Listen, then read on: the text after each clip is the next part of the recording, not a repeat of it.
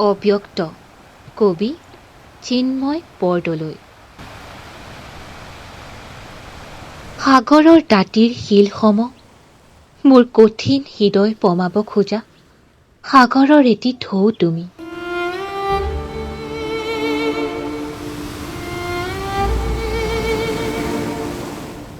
তুমি কি জানি ভাবা মই ভাল পাওঁ তোমাক আঘাত দি, কিন্তু আচলতে কি জানা, কান্দিব ময়ো খোজো, কিন্তু শিলেনো ক'ত চকুলো বিচাৰি পায়। শিলে মাথোত ঠেকা খায় আৰু ফাটি যায়।